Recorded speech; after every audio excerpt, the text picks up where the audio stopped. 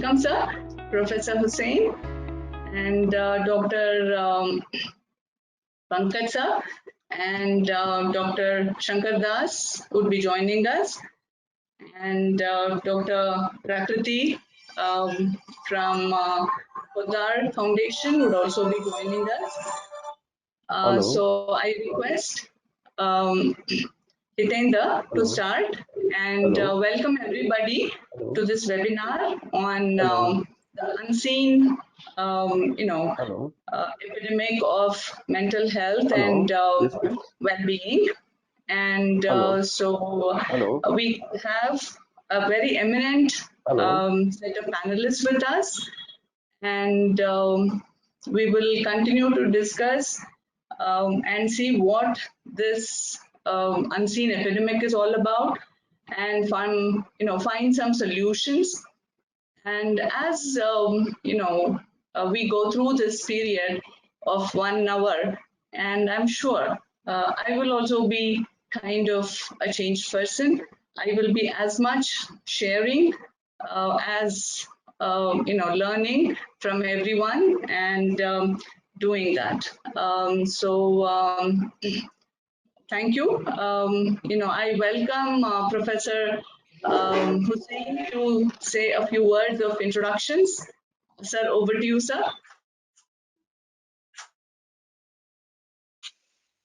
Thank you very much. You just want me to introduce myself for now? I'm a professor of psychiatry at the University of Manchester, and I'm a director for research global mental health. Considering the interest I have locally as well, so I work predominantly with the British South Asian population here and look at the ethnic minority research. Okay, over to you, Dr. Das, Director of HMR Delhi. I would like to welcome you and to start your introduction so that we start moving ahead. Dr. Pankaj Gupta sir is held up. He will be joining us soon. All right, this is Shankar. I come from public health and mental health background. I served almost 25 to 27 years in Tata Institute of Social Sciences in Mumbai. So I have joined recently with IIHMR New Delhi, and I would be very happy to share my thoughts in and around the COVID and mental health and well-being of today's discussion. Thank you. Okay, so I welcome Dr. Prakriti. Yes, over to you for the introductions, and yes. Thank you so much. It's great to be here. Sorry I came on a little late. I was having a few technical issues. I'm in the well-being and wellness space with 3 different companies and organizations that I am part of. There's Podar Foundation that does a lot of work in the mental health advocacy, and we do a lot of preventive programs to ensure mental well-being and mental health is taken care of. Insurance and all those things come in as well, but we'll leave that aside. We do a lot of work with universities, a lot of work with schools to make sure that mental health is taken care of. We have a company that is called Podar Wellness that does a lot of wellness again for corporates, and it's holistic well-being on 5 verticals, which is one is mindset. You've got recovery programs, you've got nutrition, and you've got physical health, all of it coming together. We also have started a well-being Volunteers United helpline, which has about 600 volunteers on it to help people in times of distress, especially given this period. It was started as a response to COVID in, I think it was on March 15th or 14th that we rolled it out. It was one of the early early drivers of the tele-mental health factors. And I have a clinic that has a mental health and psychological counselors who take care of people's mental health and well-being. Thank you for having me here. Okay, as I get my slides up, what I would start off is, over to Prakriti in terms of her, based on her experience in the present context, just to spend about 5 minutes telling how, the whole, the stress, the shadow pandemic, as we talk about, is all panning out, and a little bit more about what is being actually addressed by your services. That's a great question. There are so many different reasons why people are calling our helpline. Of course, if you're just taking Maslow's hierarchy of needs, there are a lot of people who call because they do not have access to food. But apart from that, when we're talking about mental health, people are really calling about their troubles with their relationship, or even being locked down in the house.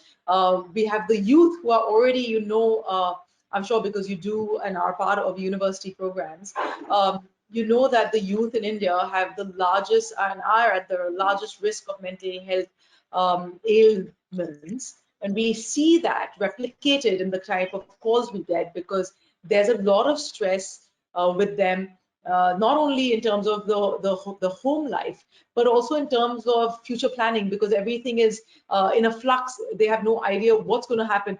And if we're talking about the people, the children that have just graduated, they don't have internships. They have a lot of questions around this, and their future is thwarted.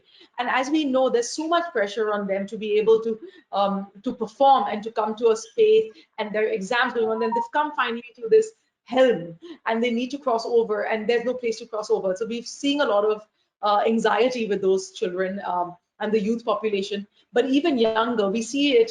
I'm doing a lot of webinars even with parents of children in schools, and you see for the parents are the helicopter parenting, and the focus that parents have on their children right now is causing two parallel or juxtapositions. Really, you have a positive side where parents are really spending time with their kids, and a negative because the children are not so used to this and parents are not so used to it. So you see a massive upsurge on the kind of abuse, whether they be psychosocial or whether they be emotional, or whether they be physical, or they be violence. There's a lot of abuse that's going on as well. So it's not something that I want to shy away from. We get calls on that. Of course, we know that relationships are taking a beating on one end, and also again, given the fact that you have time together, there are two different fronts that come out. So people are calling in for that. A lot of people are suffering being in such close proximity with their partners and with the whole family at large, because this is primarily not a singular or a nuclear family, but we have a dynamic which is larger, and just being stuck in that space. We're seeing a lot of women reaching out to the helplines as well when they can get space and time to call. So most of them can't even talk about their problems because they don't have that space to call. So there's a lot of people calling for that. And of course, like I did mention right in the beginning, ration. And people with mental health morbidities have also been calling, and we have escalated systems of them reaching out to psychiatrists through our helpline, as well as certified psychological counselors. So it can get escalated up to them, and they can get treated through this helpline as well. But it's across the board. Like I said on the conference before, this pandemic doesn't really have any boundaries, so it impacts everybody. And I think a support system which is unified in a way where all of us are working together can really help with this upliftment of these times, and particularly with mental health and well-being. Okay, Professor Hussain, so you can highlight. So thank you. Dr. Prakriti talked about how they address various issues of children, and in your experience from a different country, from this one, I'm sure the challenges and the problems could be very similar, but the way we approach, the way we really deal with this could be a little different. So go ahead and please spend about 5 minutes telling in terms of how this whole think is going to be addressed? I think I'll start with what's happening in the UK right now. We have the second highest number of deaths within the UK with COVID-19. One of the worrying factors, which is are the ethnic disparities which we are seeing in these morbidity and mortality, that people who are of South Asian origin are more likely to have complications and more likely to die of COVID-19. The thing about COVID-19 is that we, as yet across the globe, do not understand it as much as we need to before we start to address. But something which we already know, coming from, I think, decades of research, including research in India, I think we understand what the social origins of common mental health difficulties is.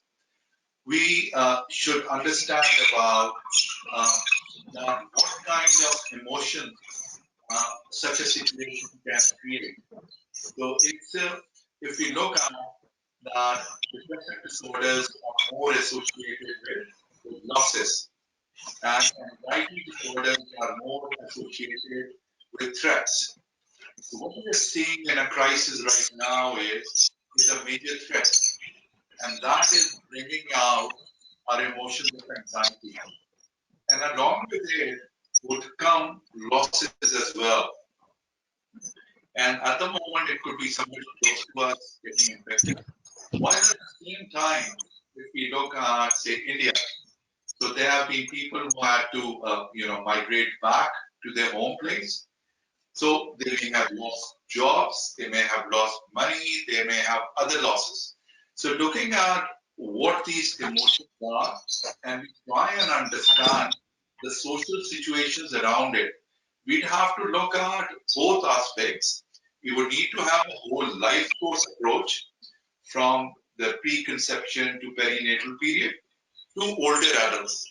We need to understand what we already know from research, what has been done now, work around it.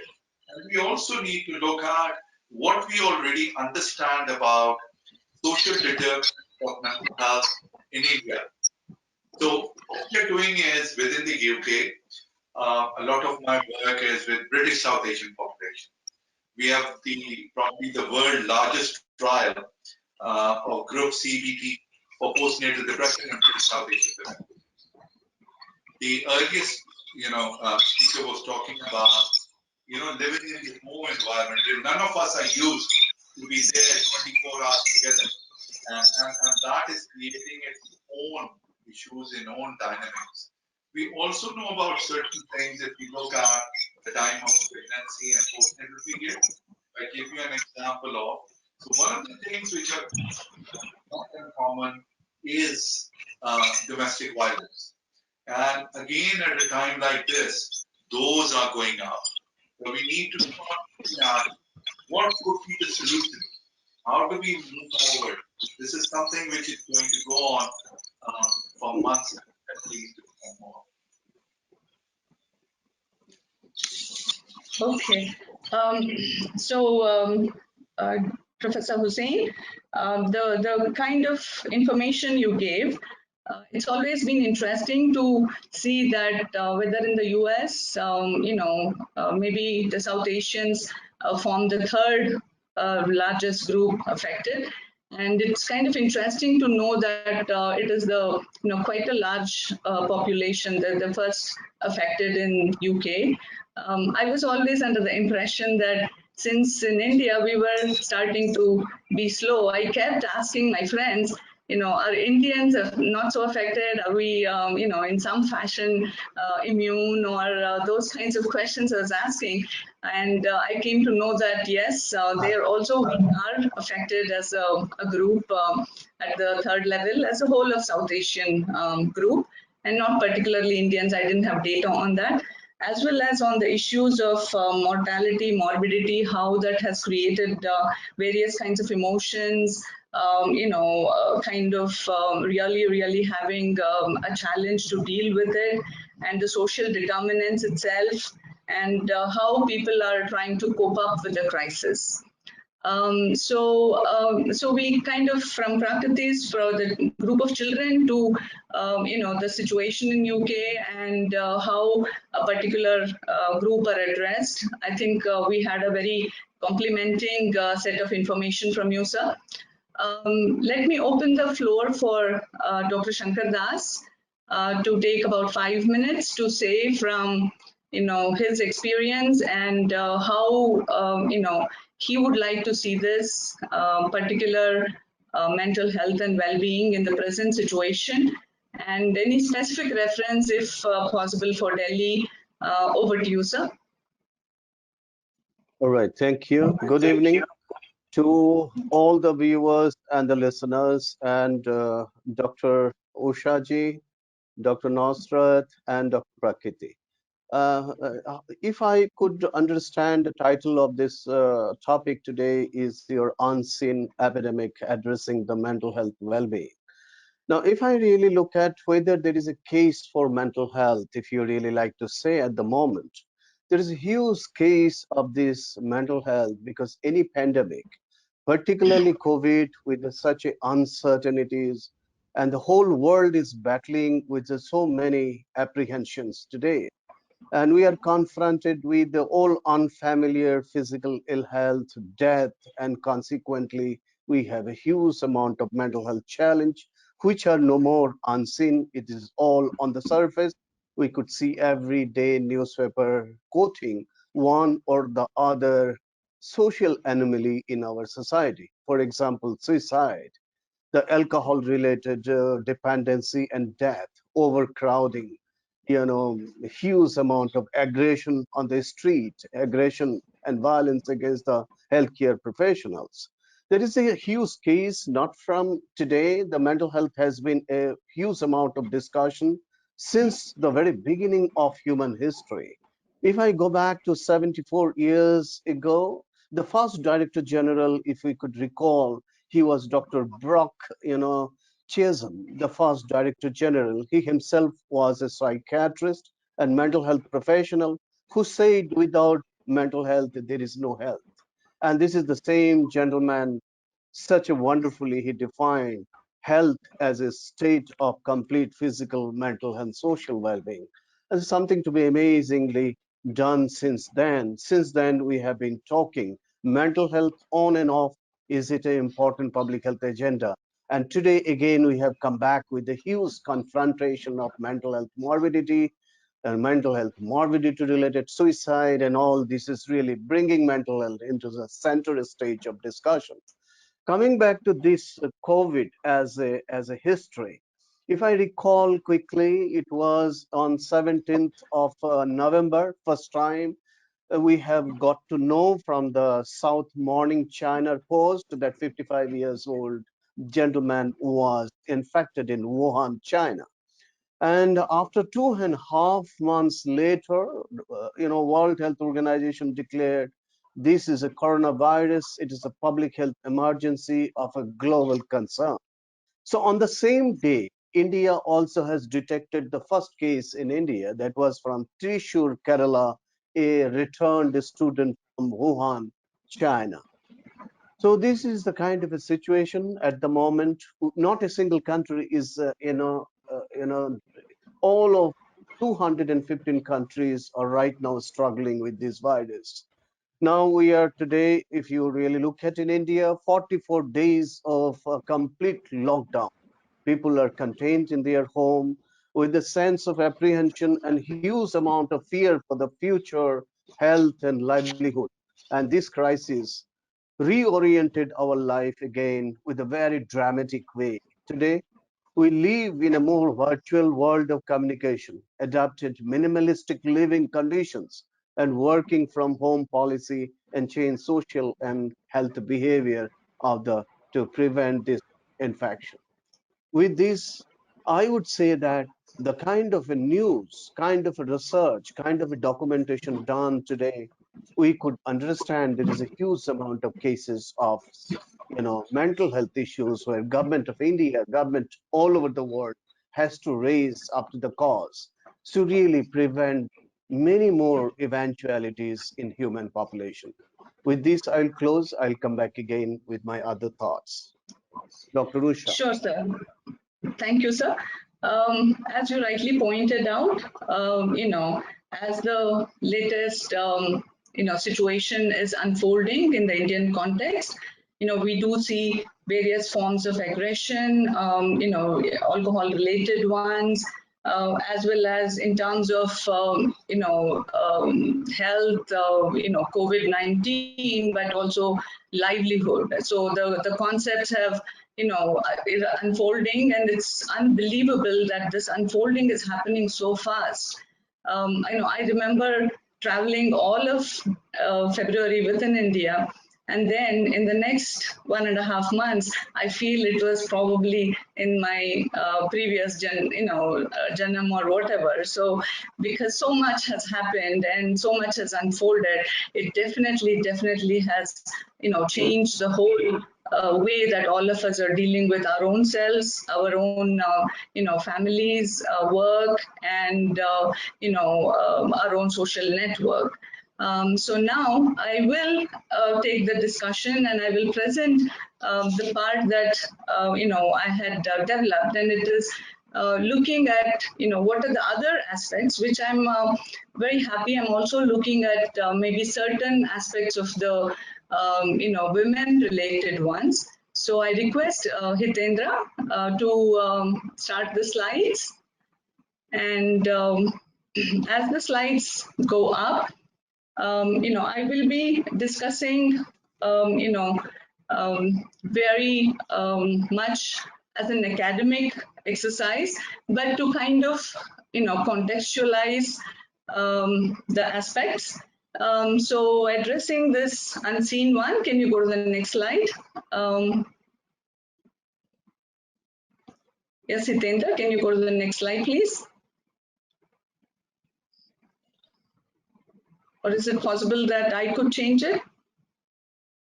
Yes. So I'm sorry, Dr. Prakriti, I didn't have this one on it. So this is just a first slide welcoming all of you.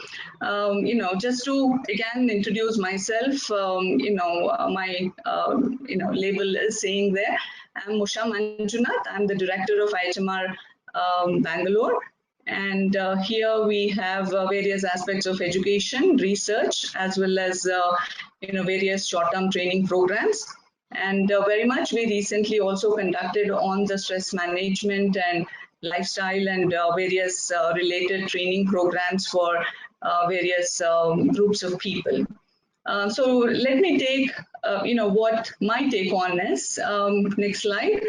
So the unseen epidemic, the first contextualizing and sensitizing ourselves, as everybody has talked about, being locked down is not easy. And being locked down has been much more traumatic and stressful to women. So, so this has, created a new, challenge in terms of the domestic violence, in Indian context. Not only that, across the world. So my next slide will show a little bit more about that. Over to the next slide, please.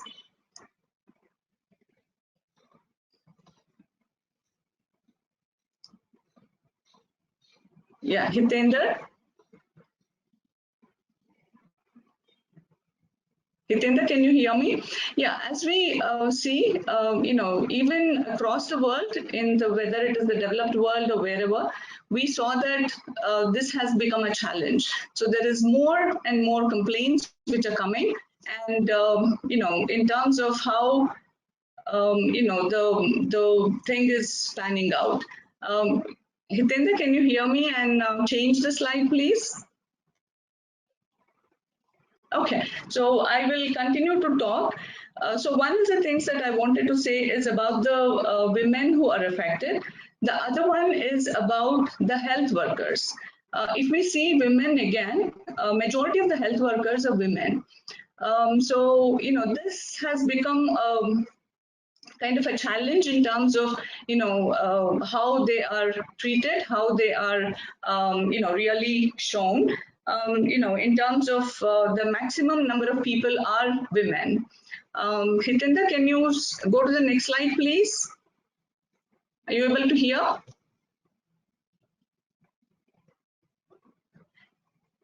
So yes, so women compromise. So this comprise, first one I already said, the spike in domestic violence, the shadow pandemic. Women are supposed to be safest in their homes, but there is a surge of domestic violence in Italy, China, US, UK, France, Australia, India, you name it. 20% rise has been seen in the lockdown in all the 193 UN member states, and in terms of national commission for women launched a WhatsApp number. Then the concept of all this and the helplines and the number is increasing. In all India level, just in 11 days, we saw 92,000 complaints. And like I said, the women comprise the majority of health and social care workers in the front line. And so therefore 70% across 104 countries, and 11% also earn less than men. So women are already doing 3 times as much unpaid work than men, and now additional cleaning, childcare. But then another unseen pandemic which is kind of unfolding is child abuse. Go to the next slide, please.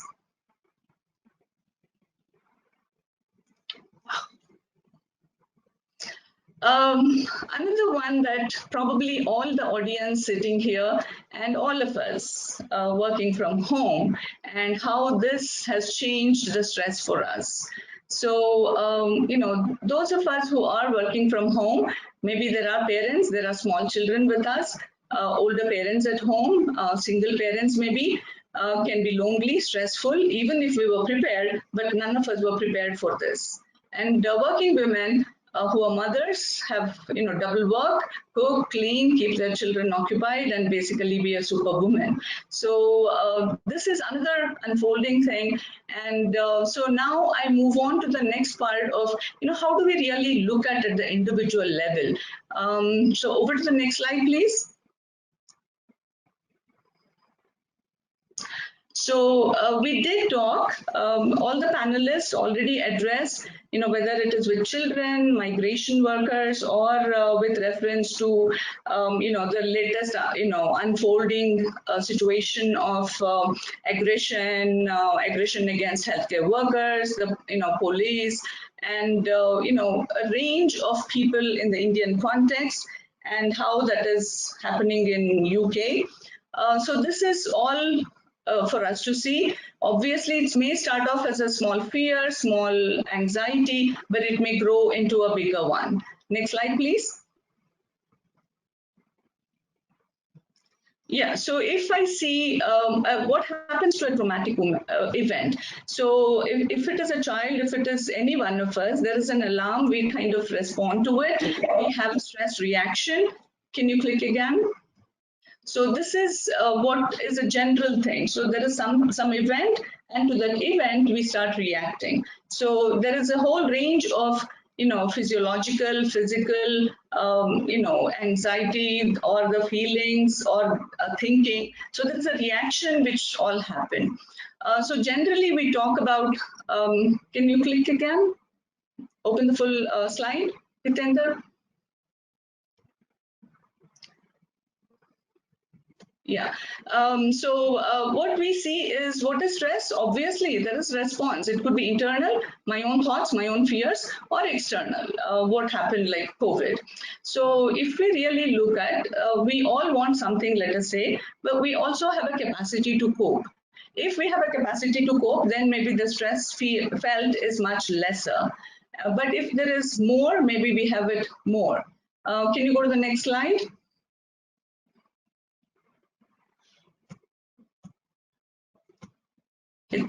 Yeah, this is the gap I was talking about. If we have the capacity to really do it, we really have, feel lesser stress, but if we don't have the capacity to do it, take care of ourselves, then we will feel more stressed out. Can we go to the next slide? Keep clicking. Yeah, next slide. So this is basically how stress responds.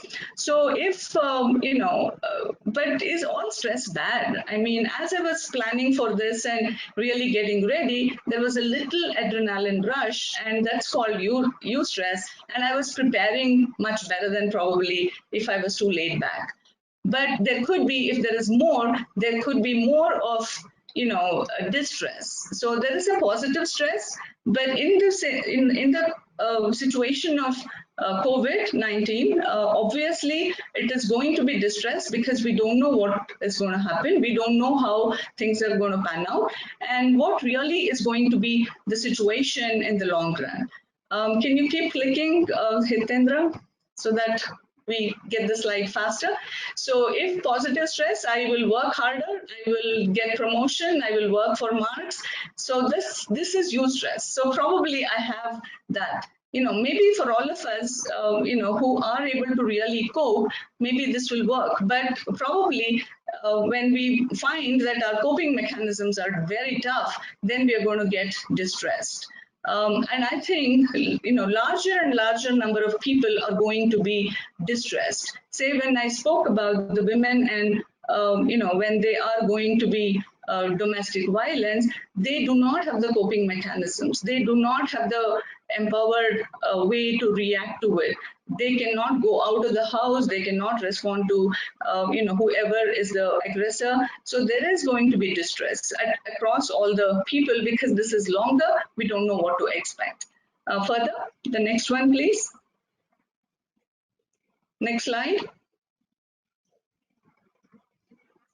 So just to see, at what level do we really impact at the individual level? So if I ask all of us, mental health or the mind has three very distinct things: thinking, acting, feeling, and emotions. And so it is all connected to also like our physiology, what we are born with, various aspects of our own, hormonal levels. So all this has a weight. So if I want to cope, I probably want to really see where I can change my behavior. So if I want to, in the simplest way, we all think, I can't change my thinking very quickly. So thoughts will come repeatedly. The thoughts can be negative.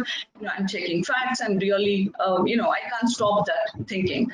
But if I again feel, fear, I get up sweating, I have fear, anger, or whichever it just comes. So what I can probably do is on the acting part. So people across, Dr. Pankaj sir is not there. I'm usually say I'm qualified only to talk about a little bit of mind and body, but not about the soul. So which takes us to really a different realm of how do we react to and respond to stress or distress or mental health. From the psychological part, I'm sure Professor Hussain and Dr. Prakriti would also be saying there are various kinds of therapies to work at thinking level: cognitive therapy, emotion-based one, and behavior therapy. So can you click again? So we are seeing that these three are very, very interrelated. So if we kind of see the way our brain and the way our hormonal ones are reacting are all designed so that there is a lot of interaction that's happening. Next slide. So my way to look at, I think about 10 years back, I saw this, as I was preparing to do on a lifestyle. So I thought these four, I'm not sure if people can really read Hindi, but I will read out, Swasth ke char sutra. So ahar is about food. Vyavahar is how we transact with people and the relationship. Individually, in terms of our vichar, how we think, and achar as behaviors and how we actually act upon. The next slide. So, what do I have? Can you click again? Yeah, can you click? So I'm sure there is so much more, it is not so easy when I'm locked down. I'm distressed, I'm either eating less or I'm eating more. I don't know. I mean, I'm sure those of us who reacted in the initial days of lockdown, I started buying, more, holding, and maybe we were cooking more, we were eating more. So we probably have to, there is an action that this is something that we can control. For sure, for individual level, I think exercise is the best that I can really say. And harmony in terms of the relationship, it's not any of that is easy. What Prakriti was saying, how do we really work with children? It is not so easy as what I'm saying, but for all of us individuals who have maybe due to the lockdown, working from home, experiencing various others, where we start thinking about having an emotion on which we start really working, I think if we did from the action part backwards, I think the thinking and feeling could probably start, really, shaping up much better. So the thoughts, surrounding ourselves with positivity. Over to the next slide.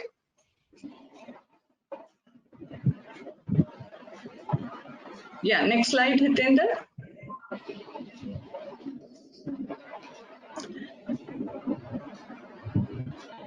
Yeah, so there is science behind how we really look at, if I exercise, if I really had better relationships, how does that really change my own, happy hormones or the happy chemicals? So the four most important ones often talked about is dopamine, which is a reward molecule.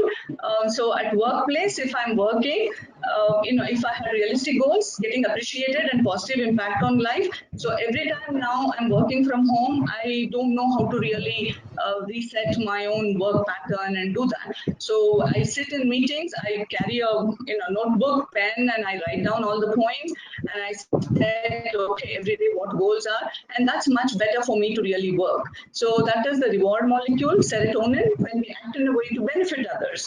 A lot of us, and I'm sure in the audience, you must have started, kind of volunteering, helping people, donating, and that also creates a little better feeling among us. And another part is the bonding molecule, Jadoo Ki Jhappi. But then, of course, in this situation of the social distancing, maybe we are really kind of don't know. We Indians are, very, very social. We are, removed from that now. So maybe a better word would be having that social bonding, but not the, physical part that we need to look at. The other most important that I always make a point when I'm, during this period, I realize that if I don't go out and exercise, then I'm going to be really, really not going to keep my own balance of my own mental health. So, I make sure some days I'm motivated, some days it's very hard, but I force myself to go and do some form of exercise,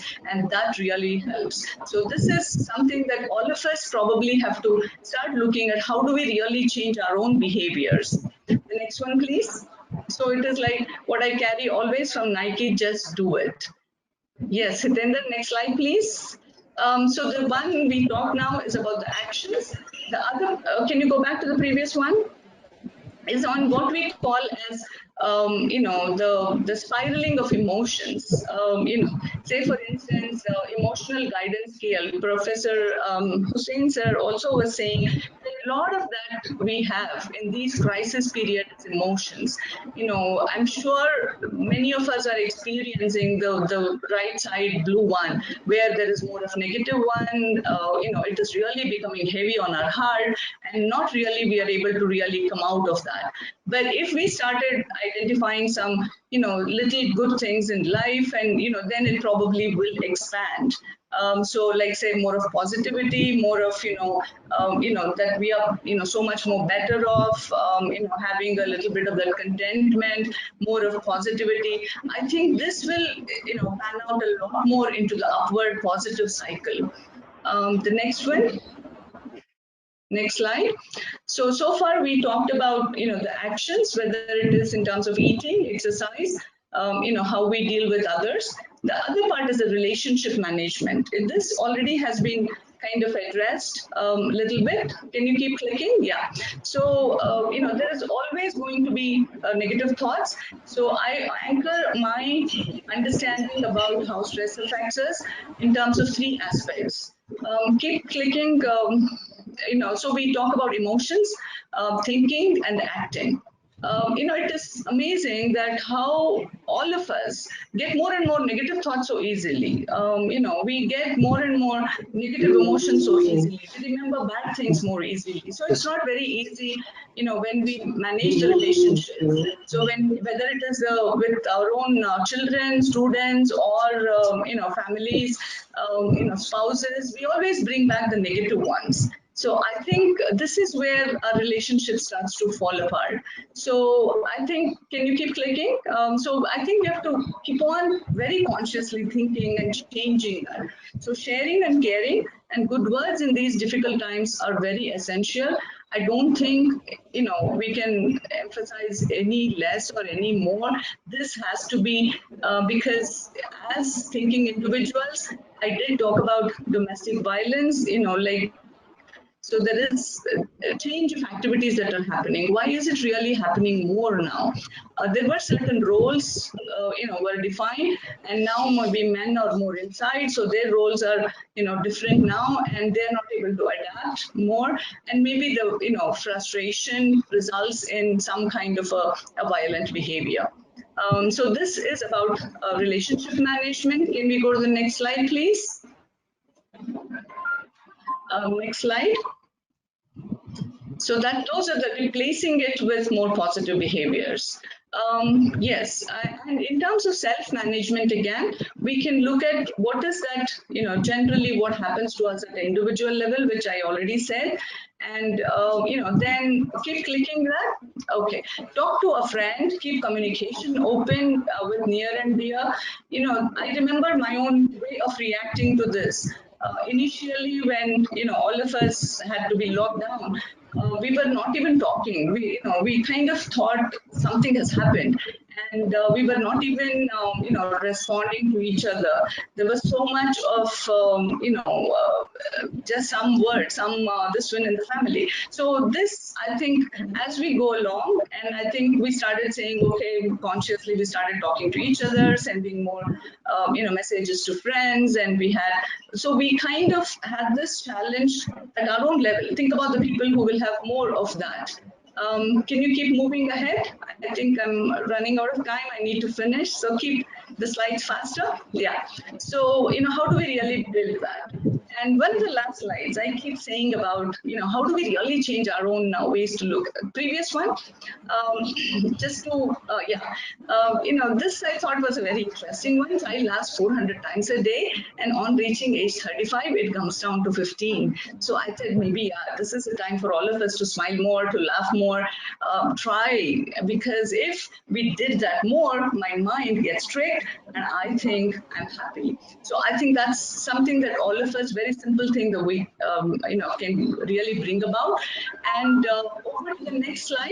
And, later what we really look at is how do we really connect ourselves, not the soul part, but, in terms of our own inner self. And that is where the importance of yoga, meditation, and I think, this has been a collective way of doing things has really come by.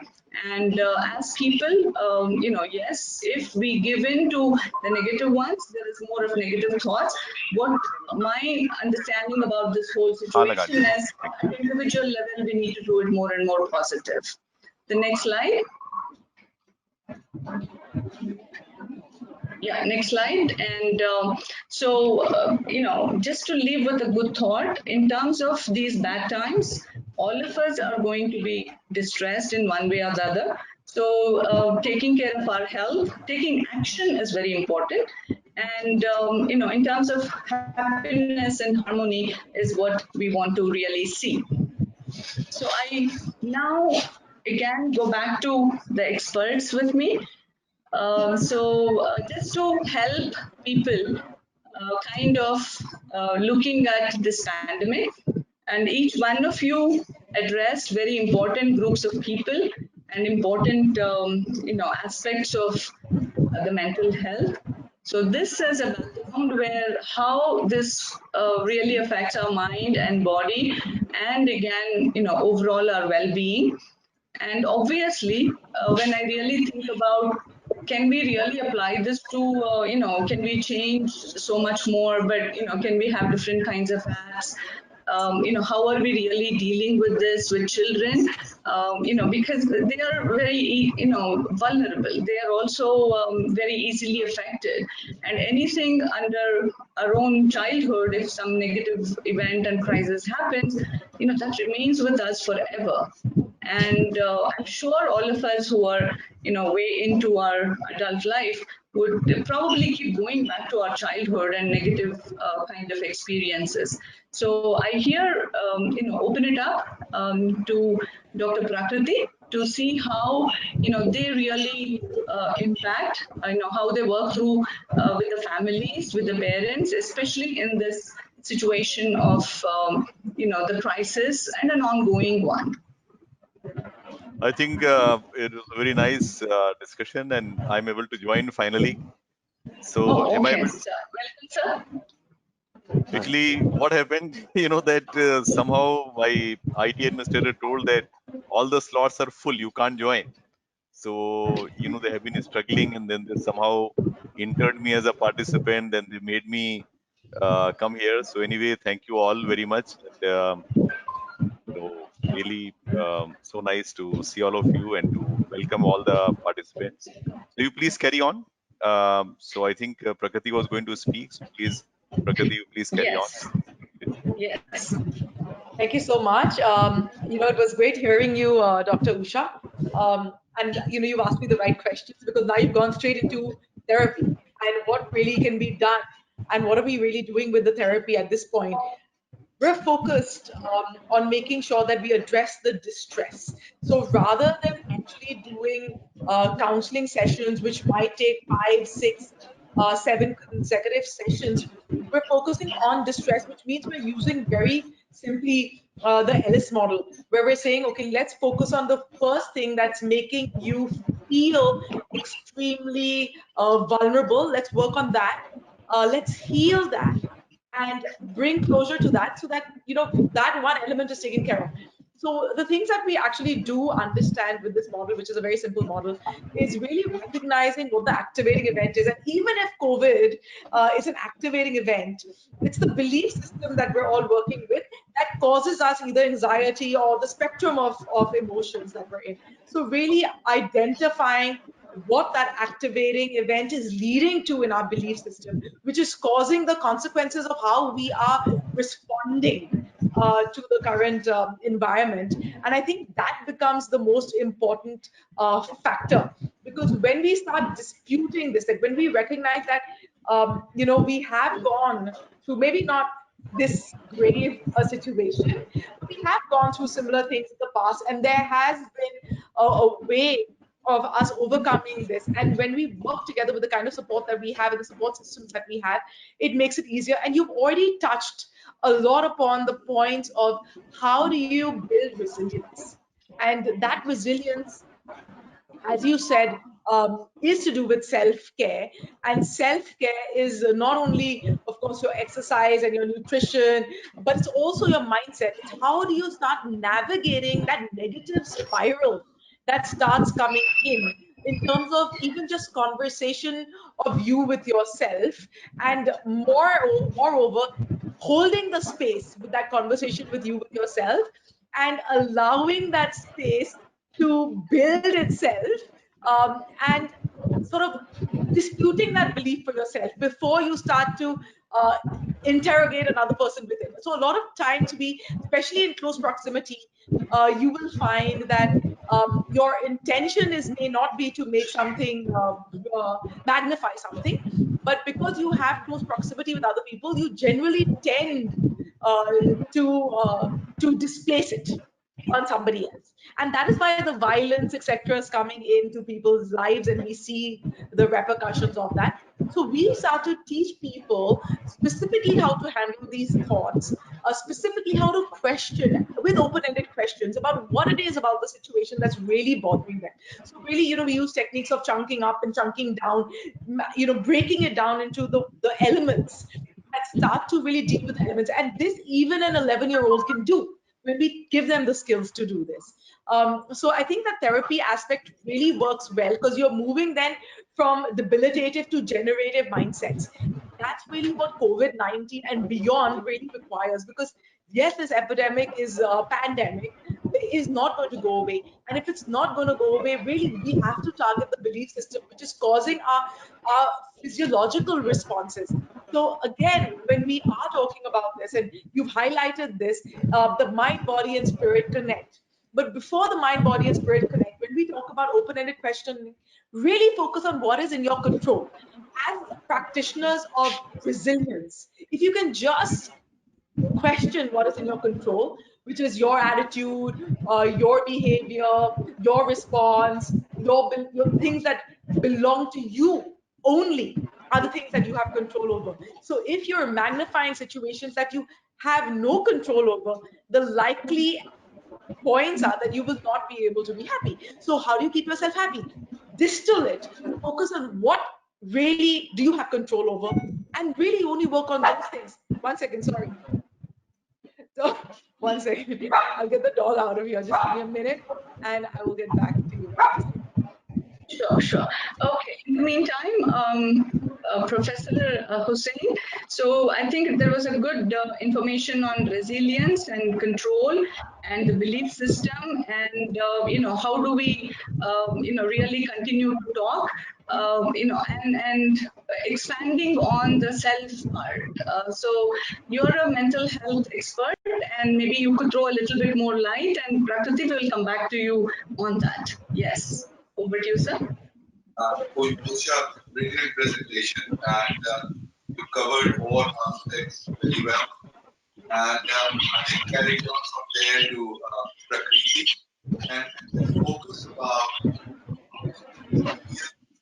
self-management, because the task is so huge for a country like India, with the population, where the mental health gap is already so huge. So we need to focus on that. Even with last shifting and sharing, we will not be able to address it.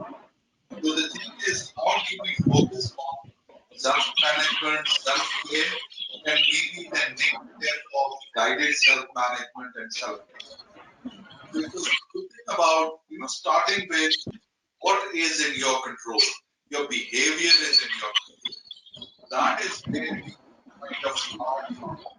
To maybe take you time to change your thoughts, to change your feelings. You may not have that much control. You may not have control outside. You may not be able to do confidence when you go out. If we look at underprivileged areas in South Asia, the concept of social distancing at times is not really practical. Just looking at when each room, there could be 6 people living in that one room. And we need to start looking at how do we bring that resilience into those households is important. This good work which is done is now they are bringing EMDR to make self-help. And they talk about this butterfly habit. We talk about how you look after yourself, how you can be kind to yourself. And once you're kind to yourself, then you are able to look after your family around you. You go out of the house and engage with your family. So looking at that, looking at your values, identifying resources, I think with both what you have covered would be the direction all of us need to be thinking about. Thank you. Just before going over to Dr. Shankar Das, I would request Dr. Pankaj Gupta, and I think we just started the discussion on self-management a lot more, and taking it forward and connecting to our own inner self, and how do we really go, and let's have his thoughts on that. And over to you, sir.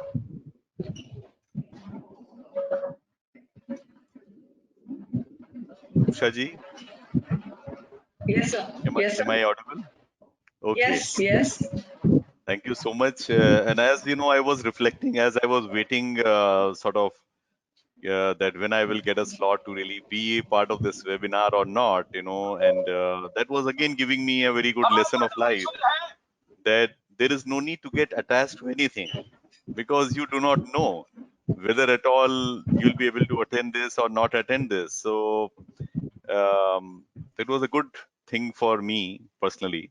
And you see that even in the mental health, we have seen many times that when people are carrying burden, and many of those burdens are real, and but many of the time we know that they are very much a lot of perception and a lot of connection with the past. That is a regret of the past, or maybe the anxiety about the future, and a basic belief that only they can do something about their well-being. While as we get more and more maturity in life, we know that our attempts are only one part of the whole solution, while the bigger pieces are also somewhere else. So what I would like to say that I was able to see your presentation where you focus so much on the inner journey, meditation, and mindfulness. So these are really very, very important tools in addition to our clinical therapy and psychological counseling and many things. And I know that Prakriti ji also has been making a very, very big contribution by her helpline, by her foundation, and so is Professor Nusrat, heading research work in the University of Manchester. And I know Shankarji and you also have been doing a lot of great work in this area. So what I would like to say that taking the self and also understanding the whole thing in a proper perspective is very, very important. And there are people who say I'm feeling very lonely during this lockdown and other thing. But if you look at the ancient wisdom, you'll see that there is a big difference in being lonely and being alone. Lonely word comes in a lot of negativity, as if you need either the company of somebody, or you need books, or you need cigarette or a booze or something in order to be happy. While aloneness comes by your own self-awareness, where you do not need any dependence. So I believe that these kind of knowledge and awareness can really play a very important role. I know we are running short of time, so I will not take more time. So I just stop here, and I'll be happy to discuss it later. Thank you. Sure. Professor Das, would you like to highlight a little bit on, how the Indian health system probably is geared? Obviously, we all know that in terms of mental health, this was one of the least developed, services in the Indian public health system.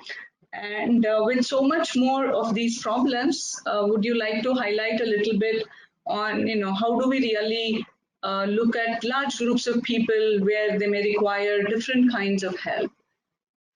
Over to you, sir. All right. Thank you so much. I think if you really like to see the bigger picture, because I was once upon a time too clinical, very therapeutic in my journey. I did a lot of work with the therapists, particularly all different types of therapies, and gradually move on to more policy, promotion, and research. If I could come back to you quickly, if I see that current situation is the largest, lockdown, 23% of our populations are at a last brink of receiving things. It's absolute poverty, unemployment. 23% is below poverty line, by the way, in this country. It's a large number. Then comes 314 million migrant worker. What kind of a mental health response are we going to develop? That is a greater challenge. And we need to talk about a larger population where they are possibly, they need the basic mental health services, first aid mental health, the mental health care. There is a different support system, different livelihood questions. All these are very important area of discussions. Coming back to your question, if I could say that, yes, there is some good things happening in this country. After the post-COVID, government of India, not only government, in the all over the world, looking at the post-traumatic stress disorder, the kind of a content analysis which we have done on our news literature, what we have found in the news literature, we found people mostly complain of sadness right now, anxiety, sleep difficulties, anger, fear, frustration, boredom. All these are part and parcel of people's conversation during this lockdown. And I would like to come back to you is this. We also have several studies in Lancet and all. They have said that because of the longer lockdown, people have a huge amount of post-traumatic stress disorder, depression, loneliness, and suicidal ideation, sometimes also suicide. Coming back to this as a good sign from our side, the Ministry of HRD has really circulated a very important directives to all the educational institution in the country of higher learning that we're supposed to start a psychosocial and online mental health support. And we immediately started in our institution. It's a very interesting support system we have done. We have a committee formed by the psychiatrist, mental health professional, clinical psychologist, all the people in our advisory board. What we have done exactly? We have done on our first homepage, we have given some kind of a FAQs, most frequently asked question during mental health support, what could be done, that which is there. We also have a support for our students, faculty, as well as our public and alumni, some kind of a support regarding their career choices and also health related question related to COVID. From there, if any person wants to come to a specific test, we basically assess their generic mental health status. And if they fall short, especially in the moderate category to the severe category, we direct them to the specific counseling group. Believe me, what I have seen today in my counseling, what we have done, almost 507 people have been coming to our counseling, online. They have taken the services. But what is the issue at the moment?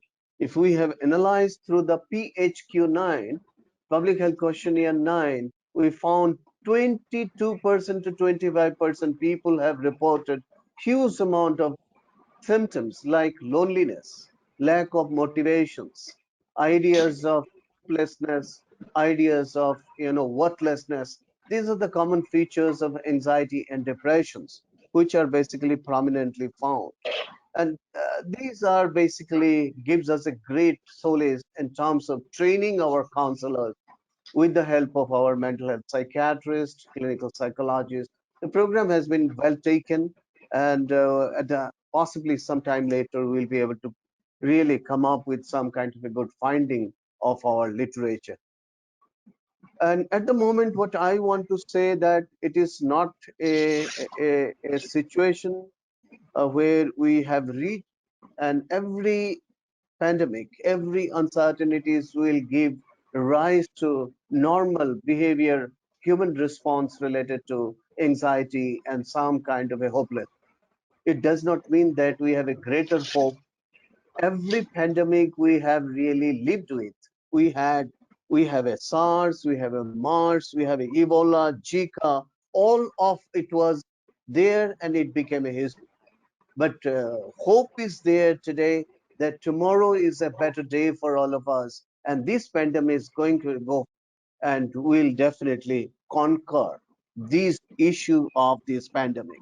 I am sure this is going to be the end after some time, and it has been said many ways that it is going to die on its own death, the way we have been contained many different viruses and bacilli. With this, I like to stop. Thank you. Thank you. And so it's kind of very nice complementary kind of things that we have done so far. From we started off into resilience and self-management and control that Prakriti talked about, and Dr. Hussain sir expanded further into control and looking at resources. Look at ourselves, what are resources that we have, how do we really try to really use those resources to learn to cope. And of course, Dr. Pankaj Gupta sir brought a new dimension to it, where he said, not to really get attached to anything. Obviously, the more we get attached to, the more we probably start to suffer. So, I think this kind of changed all the way. Like, I was used to being a teacher in a regular classroom, but, now within a few days, we all had to learn through Zoom maybe, or, so we couldn't really attach. And now there is a certain different kind of thing that I started looking at. I said, okay, now is probably time for me to start looking at, how to, age gracefully and start planning for my, not a, active work life maybe very soon, a few years down the line. So, this has really made a difference to each one of our lives. And I really like the fact that he said, if we get caught up in the regret in the past and anxiety of the future, but live in the present. And I think live in the present is the most important one right now, because we don't know what tomorrow is going to bring us. This pandemic is going to be a long haul. But I think, it was fantastic to listen to again Dr. Das, who from a individual therapy approach to now being at a health system or a policy level to be really doing it at a large scale at IHMR Delhi. I think, this has come out very nicely in terms of how this whole thing has, the discussion has panned out. So I will, request Dr. Pankaj Gupta, looking at the time, we are already, we started a few minutes late. So we are, scheduled time was 7:30, and now we are 7:44. So, sir, if you tell us, do we have a last word from you and everyone saying, to the audience as well as to all of us ourselves, how do we really take this forward? And over to you, sir. Thank you very much, Usha-ji. And, I'm not sure whether there are some questions here which we need to answer. So whether the panel would be interested to, spend maybe say a few minutes to answer if there are any few questions. Will that be okay, or shall we? What is your view, Usha-ji? Sir, I'm open for extension of the time, sir, but I have to request the other panelists. And okay. So what do you think, sir? Otherwise, Nusrat-ji, what do you think? I can stay for another few minutes. Yeah. Okay. Thank you. And Prakriti-ji? Sure. Okay. And you, Shankar-ji? I'm fine. Okay. Whatever you say is perfect. Thank you so much. Thank you. So Hiten-ji, can you please share the questions, please? All these questions there? So maybe Usha-ji, you can lead this. You can just choose the relevant questions and let's give answers. Anybody can pick up among the panel. I think there is also, yes. Go ahead. I would leave it open for people who are directly working with, and so maybe that would be a good idea. First question is how to keep calm. Maybe Prakriti, how do we really stay calm when so much more happening? Yes. Yeah, so how to keep calm when you have to go for a job and look for your family too everywhere around you is just hearing I can bring virus in any form, so I have to clean. This is leading to some anxiety in people. Like there are some WhatsApp messages people have been saying these days all the people are busy in BJP. So I thought what is BJP? So then somebody said there is a Bartan, Jhadu and Pocha. So that is a Bartan, Jhadu, Pocha. Like all the men have been also sharing their pics with the brooms and this and that. So what I will say that Prakriti ji, would you like to answer this question? Sure. Are you talking about the first question, how to keep calm and go and look for a job? Yeah. So if you have to go out, you have to take precaution, because you are not only putting yourself at risk, but everybody else around you. And we already know that this is not something that is going to go away. So we have to function in our everyday life. Even once the lockdown is removed, we will still have to take a lot of care, because I think 2 years or more maybe, we have to change the way in which we approaching our everyday activities. So it's a good thing that the person is already sort of has understood to be clean, and that shouldn't when you feel that you're getting OCD or there's anxiety that's coming on because of that, just calm yourself and recognize that this is the time for it. It's a practice to keep you safe. Keep it in perspective so that it doesn't aggravate you. But yes, you have to make sure you're following the directions of the 20-second cleanup, and you are following the direction of cleaning up your wrists and everything that you might have had exposure to, and you are following the guidelines, because it is extremely important. And if your mind can play a part and be a partner with you in this time, to help you across that bridge, I think it's very important. So when this comes up as an anxiety, just utilize that mindset of yours to say this is a practicality and not an emotion, and focus on the practicality and not the emotion of it, because you have the capability. Like I said, it's in your internal locus of control. You have the capability of dislodging it. Pankaj, I love so what you said about the fact that yes, you are not in control of the circumstances. It took him very long to get on the call. I'm not in control of my dog barking either, who comes in here and distracts us, but we are in control of certain things, and let's focus on that and not allow that to pull us down. Let's expand ourselves by compartmentalizing, whether it's an activity or whether it requires an emotion attached to it. Okay, thank you very much, Prakriti ji, and really very candidly put and very, very nice answer. Now, I may take this question, how to improve positive thoughts within us, and also there is a socially isolated from friends, children are confined to the four walls, and it is definitely going to affect their personality and well-being. So, if with your permissions of all of you, can I answer this a little bit? Yes, Okay. yes, please go ahead. So the thing is, the what is a positive thought and what is a negative thought? Again, it is a very different way to interpret that. Uh, if you look at the philosophy, then you also see that there is a stage where there is a no thought, and also Buddha used to say that you look at the things from a beginner's mind. Like if you have got the eyes, then you see. When you have got the ear, then you hear from there. But what happens many times, when we see, we are seeing it from your mind.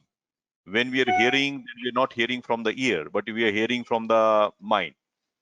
So more we are able to see the things the way they are. Even one philosopher used to say that, okay, the most intelligent man is my tailor, because whenever I meet him, he takes fresh measurements. So the question here is that, are we able to deal with the things with the beginner's mind, not to be so much overreactive, and also not to be, getting some paranoid that, something very, very bad is going to happen. So that will definitely create a sense of negativity around us. Because if you keep watching the TV news channel every time, then your mind will be full of so much negativity. So we need to really fix time, that how much you have to see the news, how much you have to, each and everything has to be done in balance. And if you are focusing on the work, by doing that work, we are having great excitement, energy, and passion. So even that will also not be a problem, because there are people who are working from home. So naturally they have to deal, sometimes the child will come, sometimes there's demand from wife and husband and like that. So I think it is very important that doing the things in a mindful way, and the ability to see the things the way they are, rather than the interpretation and the meaning coming from the past, or created by the media. So that is my advice. And for the children also, there have been a lot of people who have been talking about it, that can you do a great parenting, can you, what kind of values you can give to them.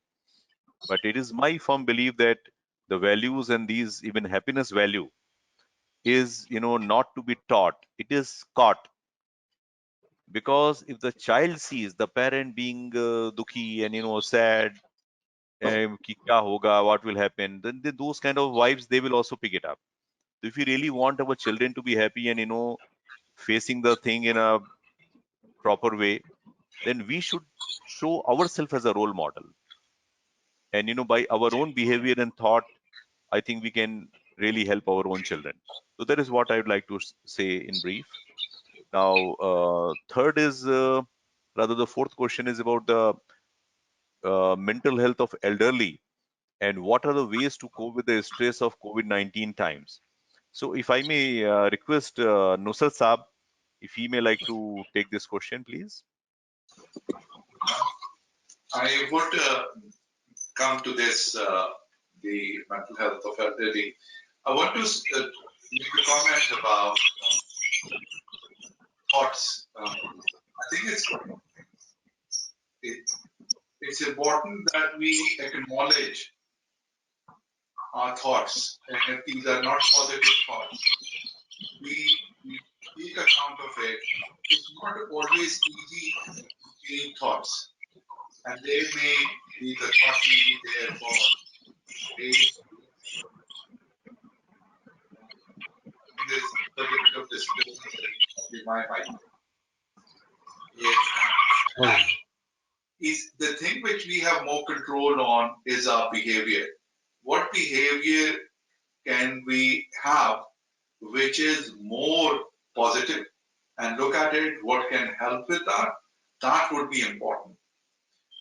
Coming to the elderly, I've not done a lot of work with older adults. I work for the early intervention service, so most of my group is young people. But I think it would be the same principles would apply to them. And particularly if we look at the Indian setting, we look at being very sacrificing.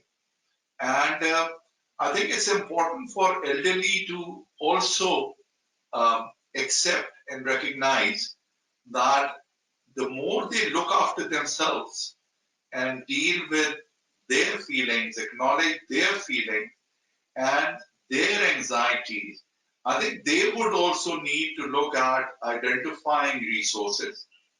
Often they would not want to say anything or open up because the son or the daughter, and they would get worried. And so I think the important would be identifying the resources, which would be the best resources for the elderly to support as well. They also opening up, they also look at who can they talk to. I think that's the important bit of, and again, self-care. So I briefly mentioned about this. I think EMDR is something they're developing now, self-help. And so those are important. The principles of cognitive behavior therapy also, not really therapies, but more bringing of. So there is quite a lot of work around depression in older adults.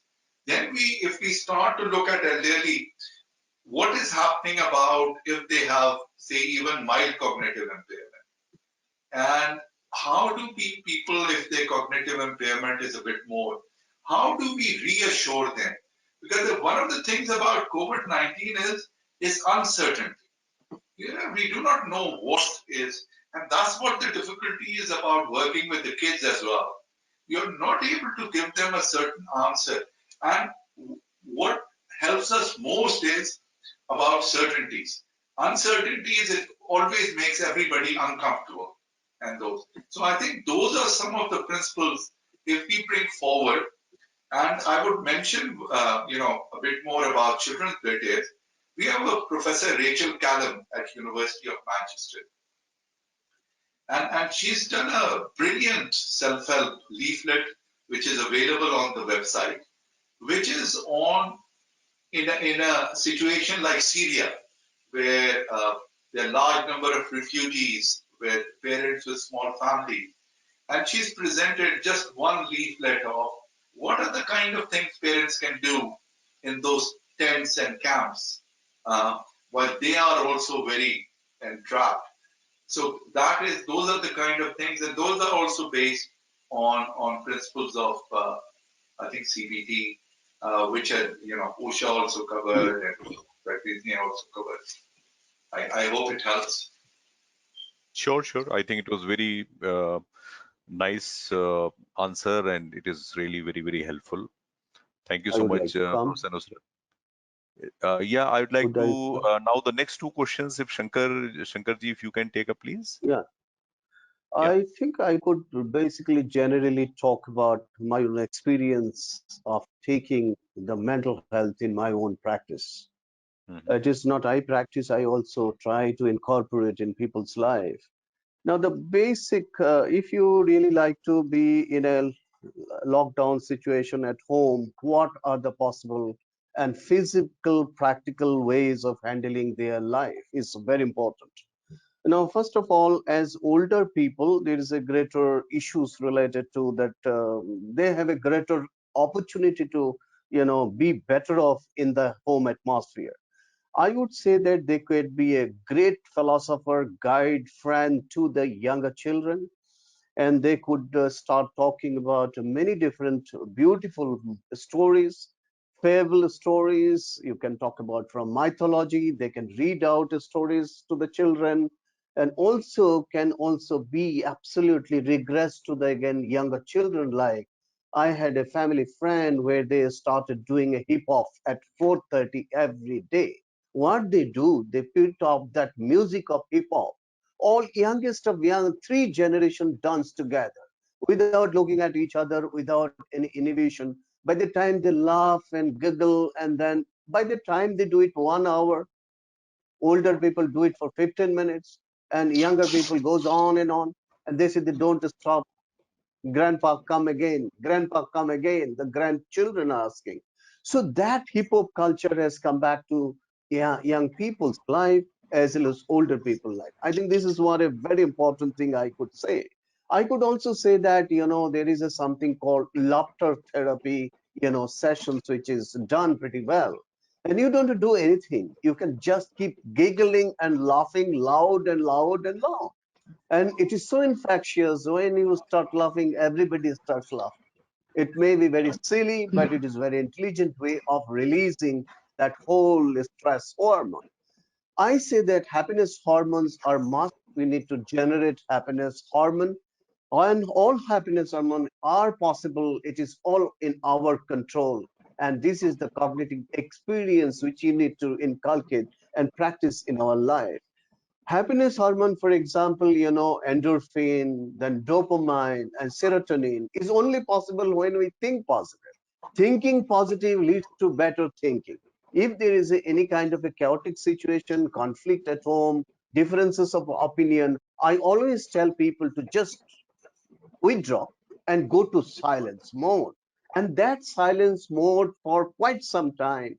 And that gives them that kind of a solace of understanding where things has gone wrong, where did I do my reactions, how do I control my reaction formation, and more and rational in terms of my behavior and my speech. And those are the techniques which we have been talking to of late with my people in my counseling situations. When I get people, I speak this language.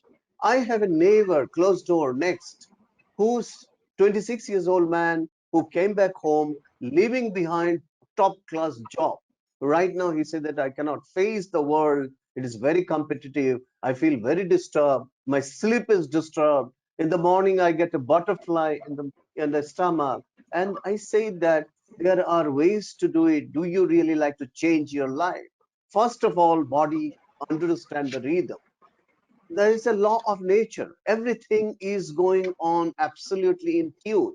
Our heartbeat, our pulses, every electricity in the brain. We need to bring people's sedentary life to the rhythmic life. I told this gentleman, you don't need anything. You need to rhythm your life. Sleeping at 4 o'clock, getting up at 11 o'clock is going to give you terrible time of your sedentary life.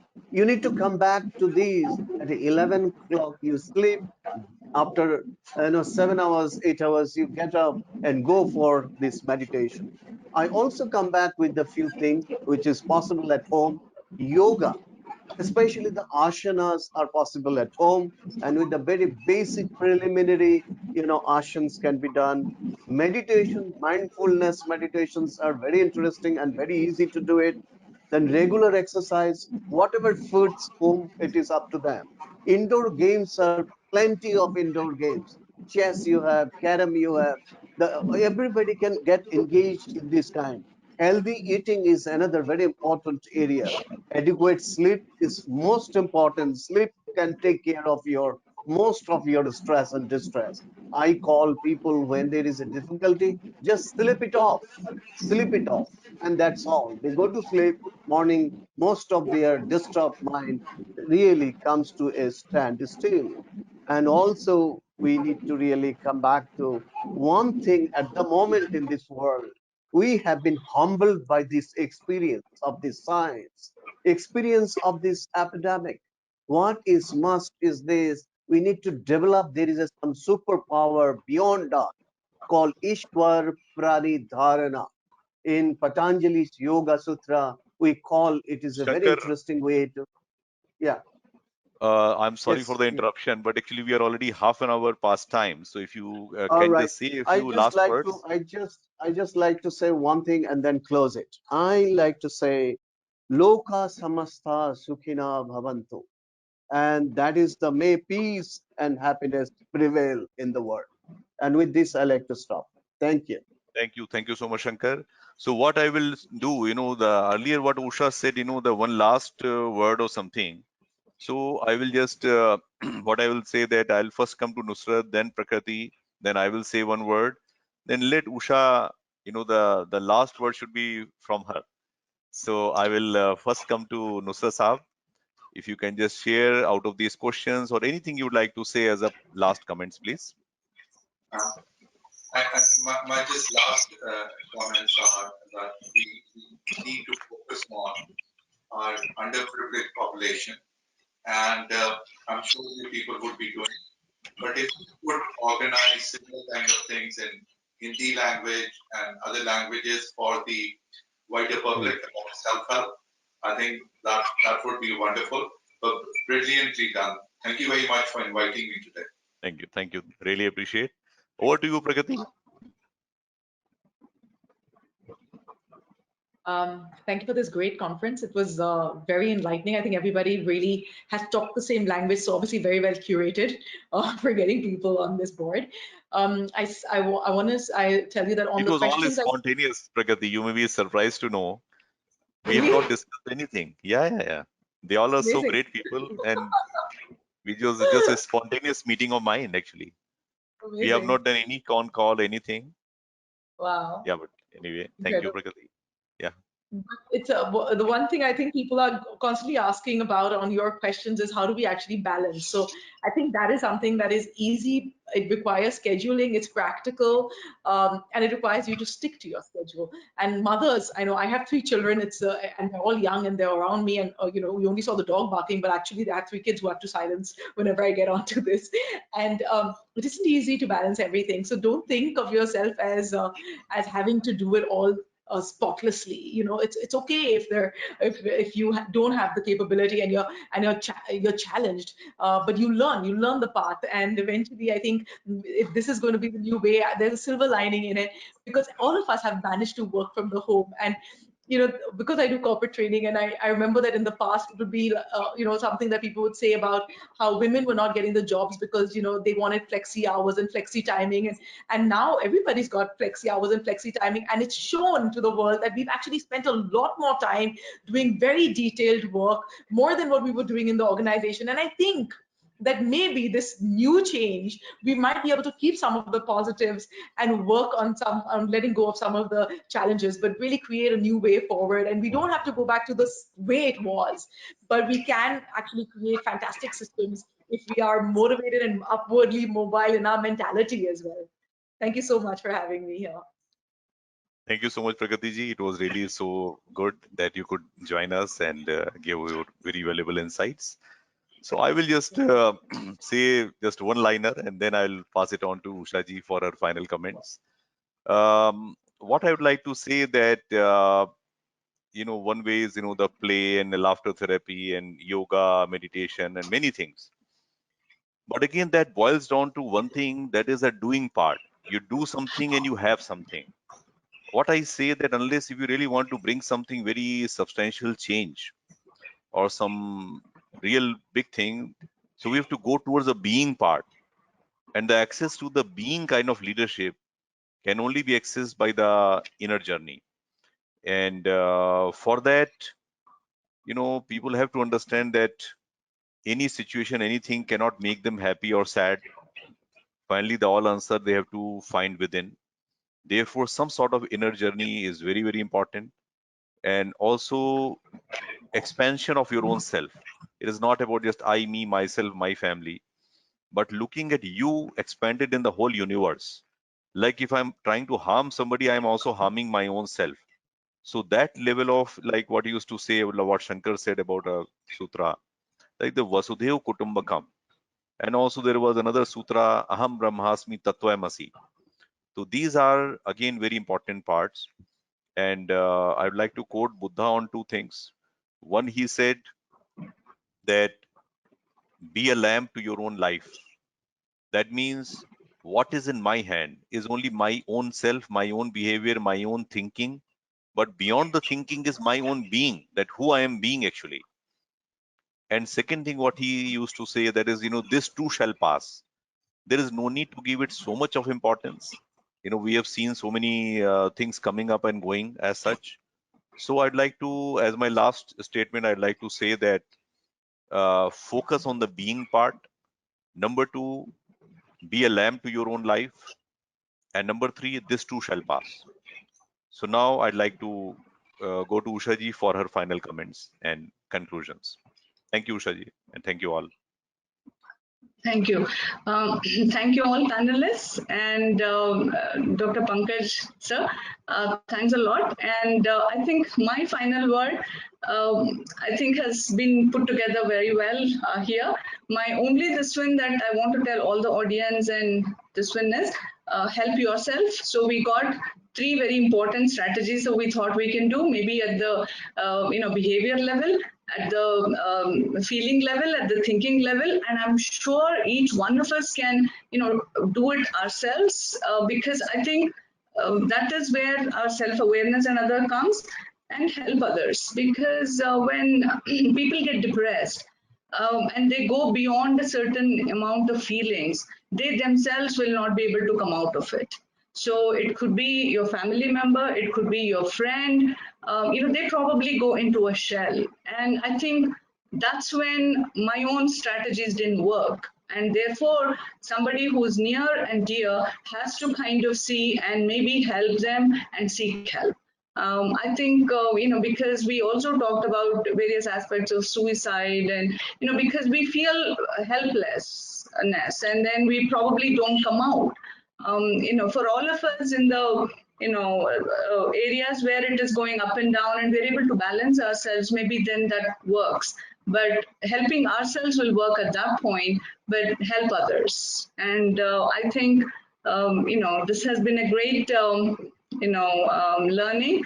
And as we talked, as we really moved ahead and, the whole, discussion got along, I think we kept going back to the same thoughts and same this, and because there's no other way. And I think, therefore, coming from, clinical people who have worked, researchers, worked at large groups of people where, specifically people like Prakriti, where they are working at a very vulnerable population like children, and so taking this to the next plane of beyond. So I said the mind and body level, probably is what I understand at my own simple level, but, going beyond that is what he brought in. And I think overall, we kind of were able to really deal with the subject at a deeper level. And for each one of us, it's been a great experience. And I hope the audience would also have benefited from this. And with the request of Pankaj sir, maybe we could look at the deeper part of the questions and see if, the idea that came from Professor Hussain, to see if the similar thing can be done in Hindi language to help other people. So maybe we could really take it from there. Thank you all.